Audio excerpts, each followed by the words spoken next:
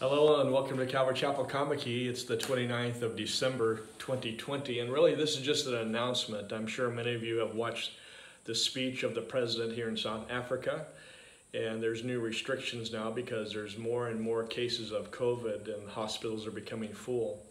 And because of that, we will not be meeting in person for church until we get the update that's due at least by the 15th of January.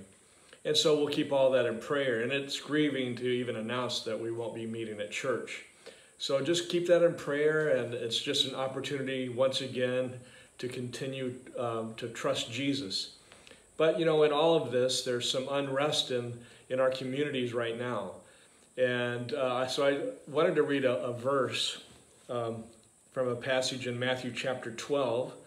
Jesus says in Matthew 12:28, "Come to me, all you that labor and are heavy laden, and I will give you rest." That word rest there can be translated also as refreshing, that he would give us refreshing. But let me read on.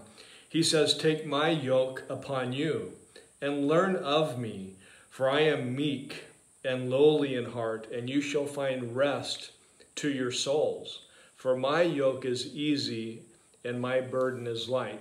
You know, as usual, Jesus is always the answer. So if you're even feeling laden, you know, like a burden, and you're concerned about the unrest in our communities right now, let's keep that in prayer, but let's keep looking up to Jesus, because he's always the answer. And he will always be the one that gives the perfect rest. You know, we know from Scripture that Jesus himself is our Sabbath, and that we rest in him. We can even have this sense of well-being in the middle of situations that are completely in chaos. So let's be looking to Jesus. Remember, the enemy, he wants to bring doubt and especially fear.